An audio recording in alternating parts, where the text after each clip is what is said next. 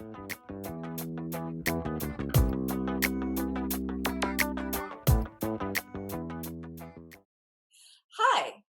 I'm Dawn Montefusco, a life coach for writers and creatives, and this is Write Your True Story: How to Use Your Story to Grow Your Business, Inspire Millions, and Leave a Legacy. And today I have Norma T. Hollis. She helps people turn their gifts and talents into viable career paths. She's a human rights advocate who believes we each have a right to live an authentic life. After spending 30 years studying human nature and society from personal, professional, and spiritual perspectives, she created the Authentic Voice System, which helps people find their authentic path and monetize it. She's the author of 10 Steps to Authenticity and was selected as one of 16 women to represent the United States in China, teaching her system to university women for 5 weeks in 2018. Hi, Norma. Hi, John. Thank you for having me on your summit. I appreciate it. Oh, it's such a pleasure. Let's start with you. Tell us a little bit about what you do and any projects you're working on. Well, I refer to myself now as a human rights advocate. I came from being a director of child care programs, my first career. Then I owned a speakers bureau. So the child care, I learned about human nature. The speakers bureau, I learned how to speak and the whole marketing game that we play when we're working to get out there. And then I had a coaching company. I help people to become coaches in terms of being authenticity, using authenticity as a process for their coaching. And all of that has led me to now human rights. And so that's what I'm working on now with my current project, to really take my authenticity message and help people understand the human rights aspect. I've come to understand that coaches are really human rights advocates. They just don't know it. So I'm helping them see that, because the work that they do, helping people to become better, to know themselves, is really a human rights issue. So that's kind of where I'm at now, is helping people to understand human rights from the way I'm understanding it and help them to use it in their careers and in what they're doing, and to be an advocate and to a champion for human rights in all the ways that we talk around it now, but not talk directly about it. Oh, that's wonderful. That must be really fulfilling. It is. I've just started this journey, and what's so interesting about the time this we have to here to talk about stories is that this is the journey I've been on all my life. I just didn't know it, or I forgot it along the way. So it's interesting how it comes back and slaps you in the face, or slap me in the face, to say, "Remember, this is what you're supposed to be doing. Everything else was a training ground to get you here." So Yes, this yes, is I love that. And I think that's what we learn when we even tell our stories. Like, we start to, whenever we start to think about where we've been and where we're going, it's almost like we go, wow, this is really happening and it's guiding me. I think we really learn through story that we're being guided. Absolutely. And what I found too is that stories are so healing. You know, Mm. one of my greatest challenges was, as a child at 8, I had a terrible ear infection that turned into earaches for 2 years that they couldn't stop with drops, pills, or shots or anything. Mm. And it was so traumatic that it changed me. It changed me. I was a happy-go-lucky 8-year-old, and then I became a depressed, introspective, concerned, confused child for a lot of years. And when I started speaking, the more I talked about it, the more it was healing for me. The more it helped me to grow past it and to move beyond it. So I have a client now that I'm working. Like, I talked to her yesterday, and I'm helping her become a professional speaker. And I told her to tell your story, and she tells about the story. I said, "No, I want to be there with you. I want to be a fly on your shoulder. I want to know what you're going through. I want to be in your story. I want to hear it." So she's having trouble making that adjustment. But that's really what it means to tell your story, to really get the depths of what you felt and what you did. When I tell my story now, I can put you right there in my pain, but I didn't do that when I first started, but it makes such a difference. It does make a difference. And so I was going to ask, has being authentic, so your site, when I got onto your website, first of all, your presence, even on video, just warmed my heart. Like, I remember I actually listened to the whole thing twice because I really felt your authenticity. Well, And I thank you. felt that you were being so real that I felt close to you, which is Mm. really a wonderful feeling. And I wonder, can you tell everyone how being vulnerable and authentic allows you to attract the right people in your life, the right clients, the right customers, the right colleagues? Right. And it's true. The more authentic you are, the more you attract your tribe, your people. And the more you try to be something else, because, being in the speaking industry in the for profit world for so long and hearing all these experts tell you what to do and how to do it, and me trying to do it, and it never ever worked, not like they said it was going to work. And I never got it, I never understood it. And it's just been in the last month that I have shifted and decided to go back to the nonprofit world, which is where I started in my early childhood. And I had an event just not even 2 weeks ago. And the response from these nonprofit people who really get the authenticity piece Yeah, yeah. was overwhelming. Wow. And I actually decided, I've started to tell my true story because I've also been hiding behind my story. And part of my story is that I have memories of receiving my assignment before I was born. And I never really talked. I talked about it as a child. I didn't know the difference, and I just chattered about it all the time. And my parents never really listened and never really honored it. And I just started. I just shut up about it and talk about it. And then I started talking about it 10 years ago in my speaking, my circuit that I was doing, and it scared people. Some people would sob because they would remember their own Oh, journey, their own assignment, and others would say, "Well, who is she? Is she Christian? Is she?" yeah.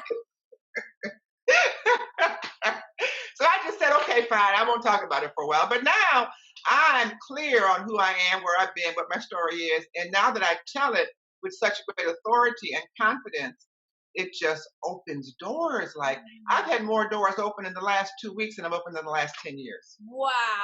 Wow. It's just that leads perfectly. When I thought of that, I thought, oh, because there's so much trust that we feel, and we feel, well, two things. One, you get to feel that you can trust yourself Yes. because now you're revealing these things, and the universe and God's opening up to you. Yes. Yes. Also, people that are in your presence that see that, Right. regardless if they understand it or they agree with it, they can feel that depth of Right. trust. Right. And I think people gravitate towards people who they trust, and they trust people who are being real, telling the real truth. Right. And I thought it was real before. I was as real as I could be at the time. Ah, But there's gotcha. different levels of reality and different levels of your own real and your own understanding, your own authenticity. And sometimes, if we have had fears or troubles or challenges, we put on masks and we hide behind them. And sometimes we've forgotten that we are wearing those masks. But when we get to our true core and our true authentic self, all the masks just melt away. Yeah. And you step really into who you truly are. And it does make a difference. Yes, it Yeah. does. Yeah. I was going to say, some of the questions we're answering them easily, but one is like, would you be where you are today if you didn't tell your story? And you're being very clear that that would not be the case. If you didn't tell your story, you wouldn't literally be in the position you are today. Well, I also don't think I'd be alive Wow. because really because of my ear infections, I took antibiotics for 40 years and I didn't know the damage it was doing to my body. I actually had ear infections for 55 straight years. But if I had not told my story, began talking about it, and then meeting all these health conscious people who advised me in different ways when I had my speakers bureau, and I learned so much from them, and I began to do more research and shift my viewpoints and make changes. If I hadn't done that, it would have taken me out because my body was filled with Candida albicans. I wasn't healthy. I couldn't work like most people do. I couldn't go through a full day of energy, and it was just eating. And most people, I've heard that people with AIDS and cancer generally have Candida albicans in their system. And Wow. I had it as, and people that don't know what it is, it's a yeast. We get it as a yeast infection as women, but I had it throughout my entire body. So it was in my organs. I've had 11 surgeries. So yes, so all of this I pretty much attribute to the antibiotics. And if I had not had the opportunity to hear other people's stories and what they went through and learn from them and then modify my own life, I wouldn't be here. Wow. Wow. That, like, healing is such a great, it warms my heart because I feel like as humans, when we get really detailed and we go into the private world, Yes. we actually connect to the universal world, even though the details might be a little bit different. Because I mean, I think everyone can remember times when they're scared to talk about themselves or their story, or they're just afraid to voice something inside of them. And so this Yes. is a great reminder on how it can save your life, Yes. literally. It Yeah. absolutely, yeah. That was being authentic. Stepping into my own authenticity actually saved my life. Yeah. So, yeah, On your website, you said something about how you help people find their yeah, authenticity. Tell yeah. us a little bit more about that. I thought that was an interesting revelation. Like, wow, you can actually help someone find their authenticity. Yes, yes. Well, I took 30 years. Actually, it was channeled through me, a whole system, my authentic voice system that you mentioned in my introduction. And what that turned into is a grid, which is 9 dimensions that make us human or make us our spirits, spiritual selves, or whatever you want to call it. And that turned into an assessment. So Mhm. I administer my assessment to people when I do my live events, and it's also online. And so by taking the assessment, just sometimes the questions make you think a little deeper. Because with my problems with my ear, I could not work like most people do. Most people did the not do the 9 to 5 Mhm. from the 20s till whenever they retire, Yeah. whatever that might look like. Or they have some other form of 9 to 5. They're a consultant and they do it, or in somewhere they're in the work world in that way. And I had to step out of that because my body would not allow me to work like that. I Yeah. had to find ways to live differently. And in the process, my whole view of the world was different. Yes. So, what I do is I ask questions of people that maybe they never considered before. Mhm. Questions about their inner voice and how they listen to themselves. Question about their outer voice and how they are perceived by others. And questions about their expressive voice, how they are expressing themselves on the planet and who they have become. And it just causes them to think differently. And because through that thinking and getting the results of their assessment, they learn where they may be out of sync and out of balance and where they may be vulnerable. And that might give them clues to, I really don't listen to my voice like I should. And I don't trust my intuition. And I'm not around people that I need to be around. And I'm not showing my best personality. And my lifestyle sucks. And it doesn't really support what I'm supposed to do. And I don't know my gifts and talents. And all the other areas that I have them look at themselves. And then that helps them to find where they may be out of sync. And I ask them to tweak one thing in their life and see how it changes. Oh, And that just leads them down the path. oh, that's great. That's Yeah. amazing. What I'm hearing too is you're reminding me about a whole bunch of stuff. Like, yeah, I used to get sick all the time. Like when I did 9 to 5 jobs and I was trying to fit into the schedule, the American schedule of things, and I would really get sick, and I get sort of not really reprimanded. I was in I worked at Portland Community College with a Bill Gates funded program for at-risk youth for 10 years. So that was a lot of time, teaching social work and then developing the program out.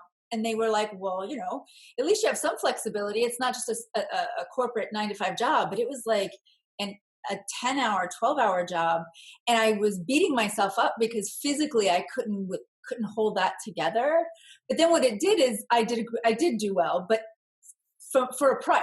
I mean, I wound up getting strep 6 times, and then they eventually, at like 36, had to take out my tonsils. And they're like, your body's not gonna, whatever you're doing, you can't keep up.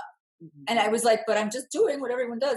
And so I had to figure out a way to live Yes. authentically, and maybe that was working, from home. Eventually, the coaching thing took off, and da da da da da. But Yes. I was scared, and I was like, well, I can't be a life coach for writers. Literally, I was like, like as if you couldn't do it. I was like, why couldn't I do that? And then going back to before you were born, I remember when I was little, I started getting all these things were coming back to me about how I would line up all my stuffed animals and I would teach them, but I knew I wasn't a teacher. Like I Mhm. would say that, oh, you're going to grow up to be a teacher. I'm like, no, but I help lots of people, but I didn't know what it looked like. And I was writing poetry and doing little girl things all over the place. And it's all there if we're willing to look at it. But I Yes. love how you're saying the physical body, or as things are presented in your life, if you do listen to that little voice and you tweak one thing, I'm just backtracking with you because I think everyone needs to hear that. Mhm. um, that's a lot. That will help, and I hope that people out there really understand that we all have a very individual, and that's where authenticity comes, a very unique way to look at the world. Right, right. When you were doing public speaking in corporate, um, how would you handle someone who said, I'm afraid I'll be judged, I'm embarrassed, I'm just scared. I'm scared to say these things, to be myself. Well, I have not done a lot of corporate speaking Oh, training, simply because my advice to a person like that would be get out the job. Change it. oh, So most of the corporate people that I have come to my live events. I don't necessarily go to a corporate environment because they would not have me to gotcha. say what I would say, because the corporate environment seems to be to change you to fit into the environment. The people that come to me are saying things like, "I'm so glad that I'm out of corporate now. I can be Gotcha. myself," Let's or take "I one step. lost myself." Huh? Let's take it one step. Then, what if it's an entrepreneur Mm. who's starting out and they're feeling scared that they're going to be judged or embarrassed? Because that happens as well. Yeah. Well, I asked them to look at their inner voice, to really listen and respond to their inner voice, because that's going to be your guide. And I just wanted to make a comment for writers, because writers are really into their inner voice. Yes. They are. I just found out that I'm a writer in terms of definition, categorizing in the last 6 months, because I call myself intellectual artist. And Yeah. so I learned, and I've been writing. I always say I write programs for human development, and I'm saying right, and I don't even hear myself. Yeah. And I've written many, many books. But Yeah. I come to learn that those of us that are writers, I also heard some. I heard God referred to as the author of the universe. I said, Ooh, "Oh, God's a writer too! Yeah, I love that. I do too." So writers, we really we kind of channel. Our messages, our stories are they come through us. Then we're the vehicle through which our stories come. And Yeah. sometimes we connect so much with that voice that's speaking to us that we forget that there's a whole planet here we have to survive on, and Yeah. we have to find a way to live on and to adjust to. But it's important that to do all of that, that we can't just live in our inner voice. We have to also express it properly and recognize our outer voice, and have people around us who can take our work and do something with it, because we always can't do that. We prefer to just sit home and write some more, and Yeah. listen and write some more, and talk to people and write some more. But you can't do that in its entirety by yourself. You're not an island. You have to have people around you who will do something with what you've written. Yes, absolutely. I do work with a lot of writers who later in life, in their like 40s, when they wake up and go, "Oh my gosh, I'm not following my calling," that little voice becomes a haunting. And if Yes. they don't follow it, that's when also they're depressed or physically not feeling well. And that resistance, it's an amazing resistance we have. I think specifically in America, where we don't revere creativity as a way towards health, you know? Um, and so what have you ever been just a little resistant in your writing where you're feeling like, oh, this could be too much, but then you just said, screw it, my voice is telling me? I mean, do you ever get that little bit of hesitancy? Well, the happenings that I had was when I wrote my story. Right before I turned 50, I woke up every morning for about 2 months at 4 o'clock in the morning to write everything that had transpired before 50. So I didn't have to hold on to it. Wow. Now, I have not published that yet. In fact, I just had lunch today with a lady who sat next to me who works at book proposals. And I said, I want to talk to you about telling my story of my assignment before birth, yada, yada. But the great thing is I have all of that first 50 years already written.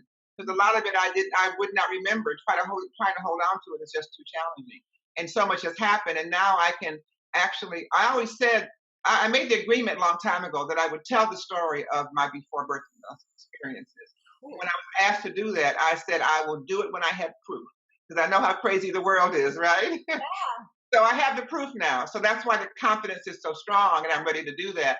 And I'm ready to tell the story, to finish writing the story, because I know what the ending is. The ending ends with human rights and me doing something for human rights. And my point is to show people that everybody, especially writers and oftentimes entrepreneurs, because they're led by a spirit as well. You're Mhm. given your assignment. We talk about purpose. You're given that before birth, Yes. and we remember it on one level or another. Most of us don't remember it consciously like I do. I've been Mhm. blessed to be able to do that. But most people, it's just a deep something, rolling within their gut that's trying to let me out, let me out. That's what I'm supposed to do. And it'll annoy the mess out of you unless you respond to it. So better to respond to it. So, Recently, in not so many words, I was talking to a friend and I said, in reading a Maxwell Maltz. He wrote Psycho-Cybernetics, which is a great book. And he says, do you really think that God would go out of his or her way to create such a wonderful, intricate being as you, give you a calling, something that you need to do just so you fail? Right, right. And give you all the tools along the way Yeah. throughout your lifetime. I had to say it to myself recently because I didn't know where I was going with this. And why you give me all this and not show me what to do with it? I'm doing all this stuff, but I was in the wrong environment with the wrong people. I Ah, got the right person. As soon as I got my right avatar, I got my right target market. As soon as I adjusted that, bam. It's just, awesome. yes, I'm tired. When does the book come out? Just a side note, I'm curious. Well, my current book that's at the publisher is called Blueprint for Authentic Leadership. And that one should be out, I'm thinking by May before I go to China. But the one I haven't written, that I haven't finished yet, I've called it Raised by the Spirit because Ooh, the Spirit led me throughout the entire place. Don't anybody steal my title. So, I but love and that's the one that I want to talk to the book, the girl that does book proposals. And yes. so she will, I have a couple of people in mind to publish it. But if she can get a proposal paid, I mean, I go for that before anything. That'd be great. Yeah. Exactly. You know what I love was when you talk about that book, I get chills, right? I get all these, all the chills up the spine. And I realized, one of the questions that I was asked years ago, I was a life purpose coach before I realized that my purpose was writing. And of course I wrapped that into it. But one of the things that's interesting is everyone is very curious about their purpose, which to me means that they're very curious about how authentic they can show up in the world. Because if they're following their purpose, then they're authentic. But there's a fight going on in them about surrendering truly to what the purpose is. It's almost, I mean, can you talk about that a little bit? Like, do you feel that when you say that the 21st century is we value authenticity more now than in a long, I mean, I don't even know, given the social media craze and how many people there are in the world, I think authenticity is just a breath of fresh air. But for people battling with wanting their purpose to come out so they can talk about it, so they can tell their story, any tricks on how to stop that fight? Well, first understand that the fight started when you were a preschooler, because as a preschooler, you start on the planet, well, actually around the age of 2. If you remember your assignment, you start talking about it or trying to talk about it with whatever language you have. And then when you get into it, when you're, 3 or so, and you can talk and you can do things, you start talking, talking, talking if you have verbal gifts, or you start singing if that's your gift, or you start banging on drums, or you start dancing, whatever it is that's your gift, you start doing.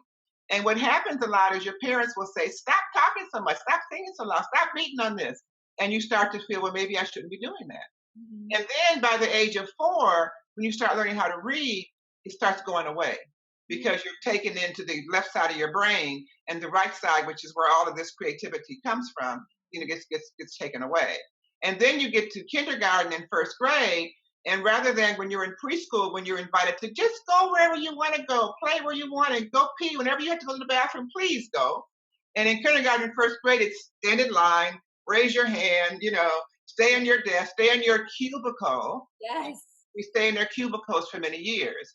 And then you have constantly teachers, institutions, ministers, parents guiding you to what they think is going to earn you income, not necessarily what's going to give you peace and happiness. Exactly. And eventually you buy into it. I know when I was 2, I got so frustrated because I was trying to tell my parents the name I was given spiritually, and they told me, no, your name is Norma. And I fought with them a long time. And eventually I said, okay, then I'll just be Norma, the Great Depression. And I stayed with that for a while, and until the problems at 8, and I kind of realized, well, maybe there is a spiritual thing going on. But down the road, I lost all that because I had to jump into earning a living. I had to jump into, dealing with all these things, and when you're 20s, when you have the least amount of resources, you're asked to buy cars and houses and have babies, which tie you up for the rest of your life. Yeah. And you don't know that then unless you have a wise parent or adult that will tell you that. Mhm. So you have all these forces in society taking away your human rights, is what I call it now, taking away your right to be authentic. And Yes. so it's no wonder that by the time you have earned the living, raised the children, had the cars and the house and all of that, you say, well, is this all it is? I'm empty. What am I supposed to be doing? Yep. And that's when you come back to it. So the younger kids now they come in with a whole different energy. First of all, God is changing the humans where we are, or we know ourselves as Homo sapiens. Mhm. We're becoming Homo luminous. You can Google that and look it up. Homo luminous is the new human coming in, and you can recognize a lot of them because they're from a side profile, their foreheads go out beyond their nose. Oh, You wow. can recognize that a lot of children are coming in that way. So, and then we had the crystal and indigo children from the 80s and 90s and what have you. So these children come in with an awareness, a deeper awareness of who they are and what they're here for, more than we have. Their pineal gland is stronger. They have a stronger spiritual connection. So they're very much aware that they come here with a purpose. Yeah. And they're not satisfied with what we tell them is our way of doing things because they don't want to do it that way. And that's why you see a lot of work environments changing. I've been in environments where I go in maybe at 5:30. I do focus groups, and I might go in there at 5:30, and it's like 8 o'clock in the morning. You got people walking around. You got dogs there. They bring their dogs to work. They're on the couch asleep. I mean, it's just amazing. It's nothing that we would have done when we saw you had to wear a navy suit to work at a bank. What's Yep. such a contrast now? So the younger people they know about authenticity, and they would not know about it if we weren't so inauthentic. Yes. Yes. Oh, speaking my language. And it's weird that you should say that about the Homo luminous and the kids, because I literally in the last, I don't know, year, friends have been having babies, and younger friends, and I'm like, something is going on with the children.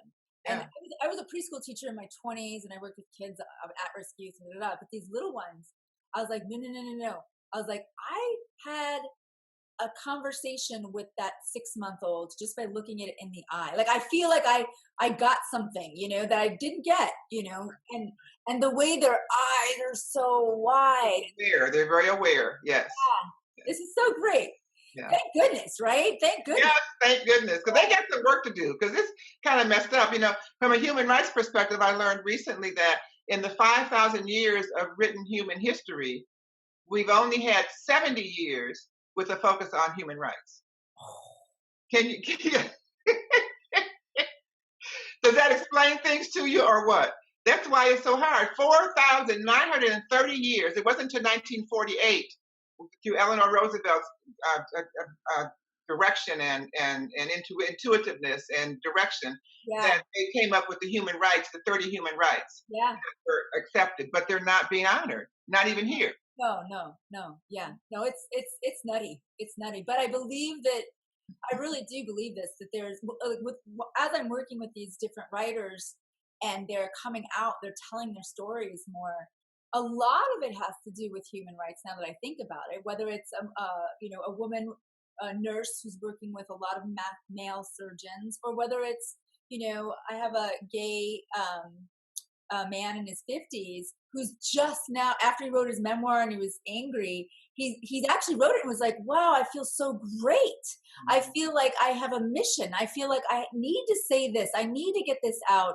And so all the fears, when they sit down, these writers, and finally tap into that dream and they start writing their true stories, not only are they healing, but they know that, what I say, there's nothing more powerful than an idea whose time has come. Yes. And you have tapped into an idea that definitely its time has come.